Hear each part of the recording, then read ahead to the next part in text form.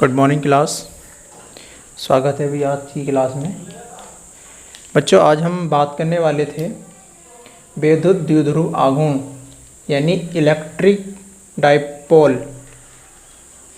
इसमें क्या है, हमने विद्युत के बारे में तो पढ़ लिया था पिछली क्लास में, लेकिन बात करेंगे द्विध्रुव की।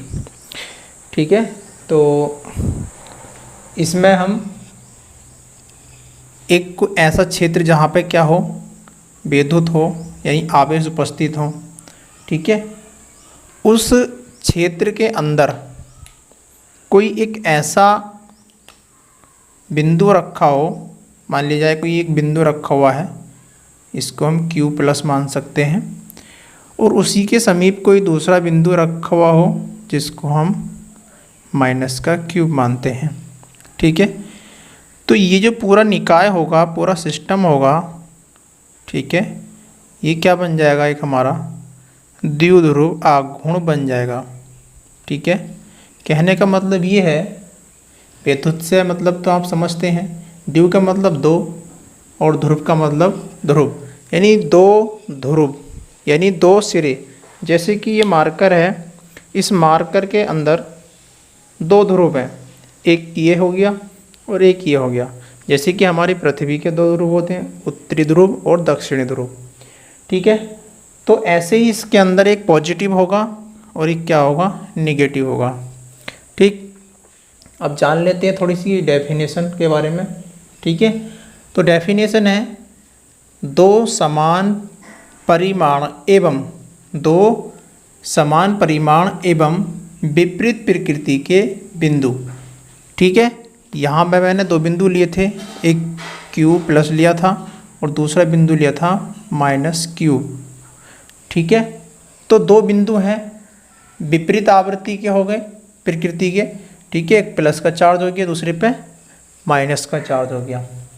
आवेशों के अत्यंत निकट, ठीक है, दोनों क्या है, पास में तो रखे हुए हैं, रखने पर बना निकाय यानी बना सिस्टम विद्युत द्विध्रुव कहलाता है। ठीक है, ये हमारा क्या कहलाएगा, विद्युत द्विध्रुव कहलाएगा।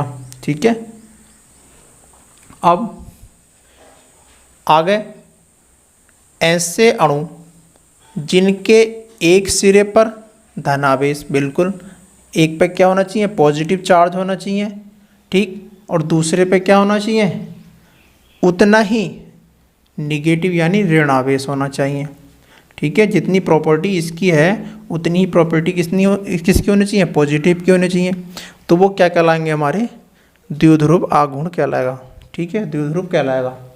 ठीक, इसमें एग्जाम्पल भी दे रखे हैं कुछ, जैसे कि हमारा पहला है HCl।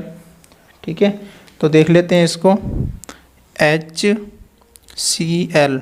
ठीक है, पहला है HCl।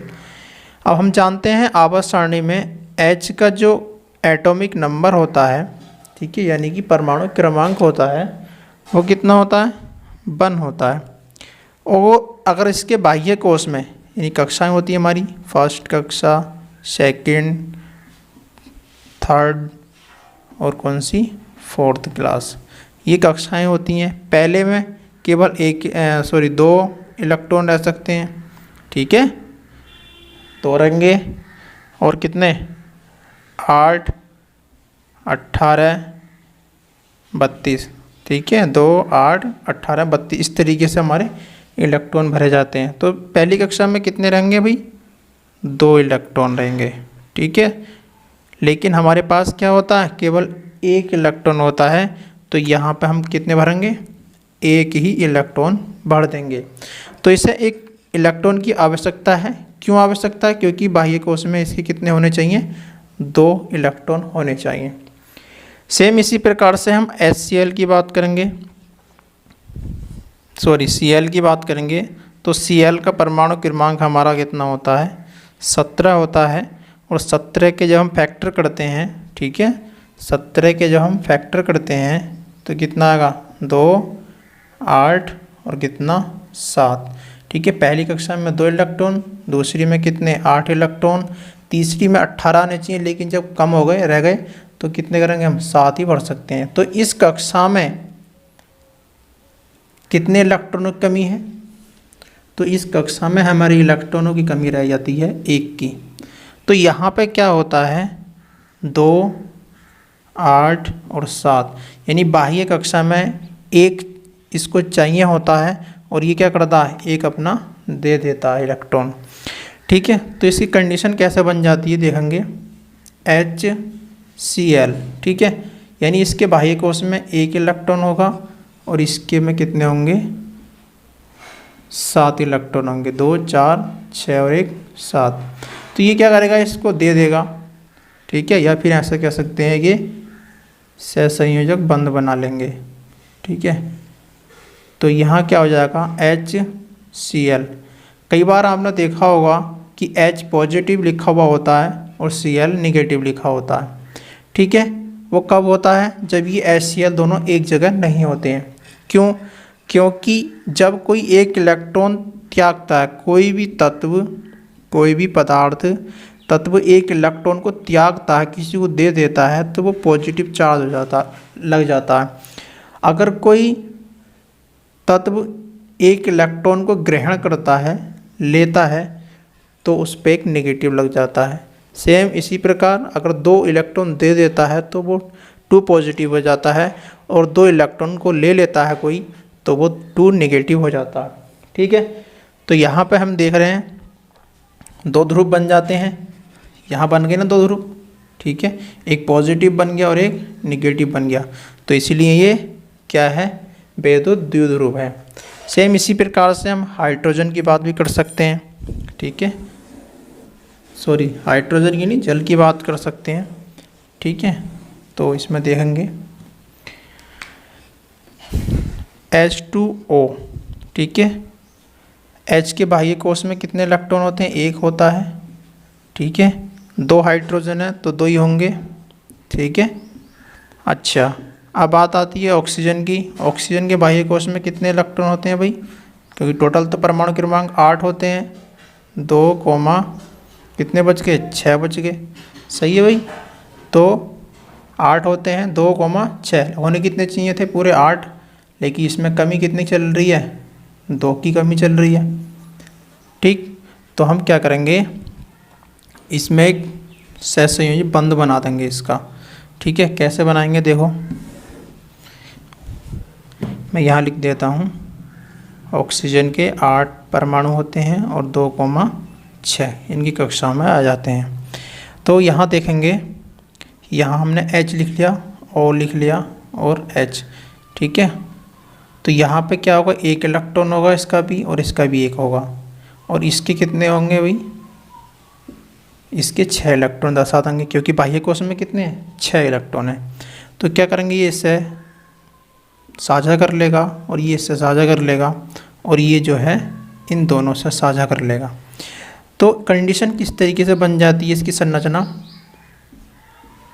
ठीक है, क्योंकि यहाँ पे साझा कितने का हुआ 1 इलेक्ट्रॉन का साझा हुआ है, तो यहाँ पे हमने सिंगल बॉन्ड लगा दिया। ठीक, तो H ने इसको दिया, इस वाले H ने भी इसको दिया। ठीक, तो इसके बाह्य कोश में तब 8 इलेक्ट्रॉन हुए।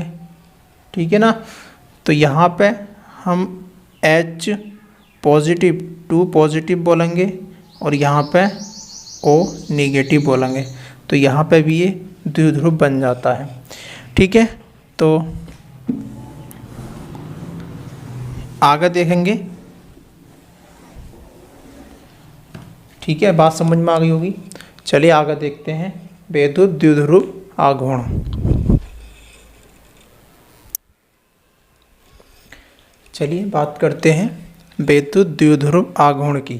ठीक है, इलेक्ट्रिक डाइपोल मोमेंट।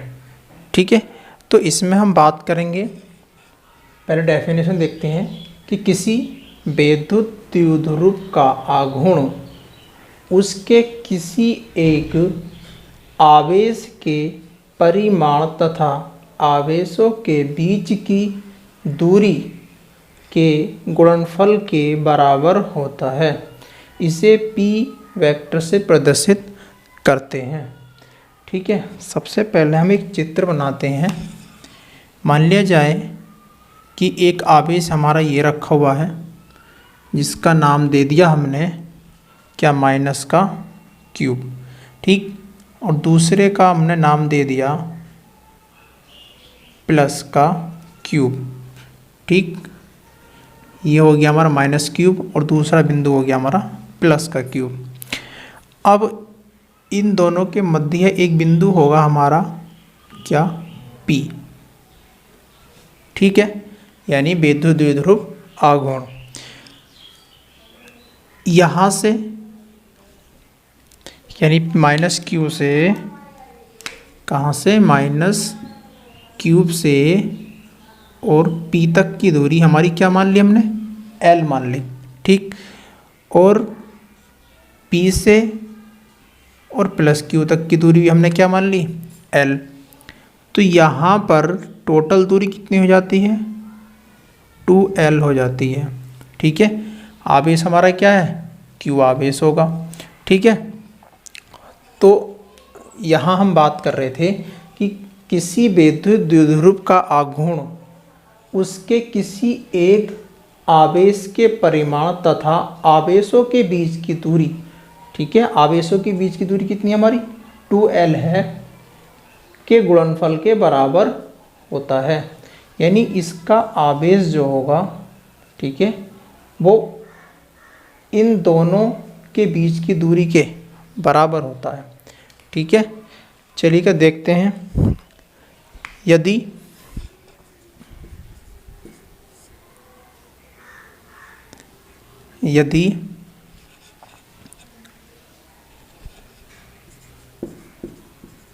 विद्युत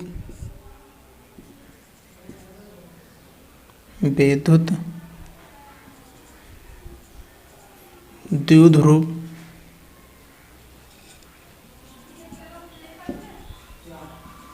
आघूर्ण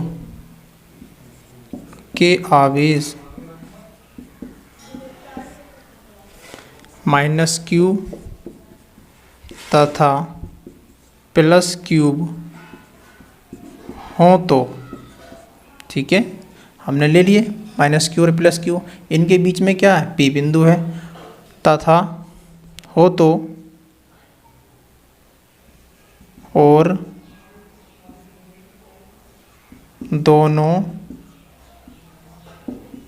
आवेशों के बीच की दूरी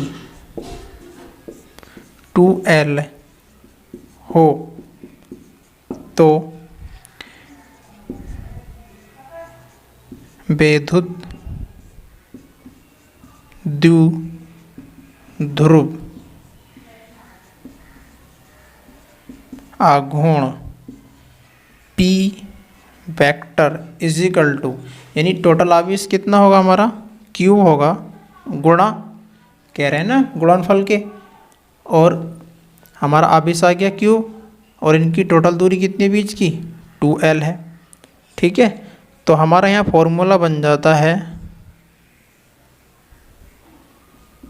P vector equal to Q into 2L।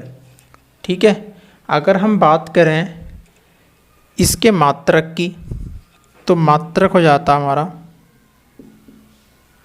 मात्रक हो जा, आवेश का मात्रक क्या होता है, कूलाम होता है। ठीक है, कूलाम होता है, और लंबाई का मात्रक क्या होता है, मीटर होता है। ठीक है, कूलाम मीटर इसका हमारा मात्रक हो जाता है। बात करें इसकी विमा की, तो विमा सूत्र होगा हमारा इसका LTA, क्या होगा, LTA होगा। ठीक है, अगर हम बात करें ये कैसी राशि है, तो ये राशि हमें दिख रहा है कि इसके ऊपर वेक्टर लगा हुआ है, तो ये हमारी राशि क्या होगी, सदिश होगी। तो यहाँ लिख देंगे हम, यह एक कैसी राशि है, सदिश राशि है। ठीक है, सदिश राशि है। ठीक, अगर हम बात करें इसकी दिशा की, तो वो क्या होता है, दिशा होती है निगेटिव से किसकी ओर, पॉजिटिव की ओर। ये हमारा चिन्ह दिखा भी रहा है। तो समझ में आ गया होगा। ठीक है, तो देखते हैं फिर नेट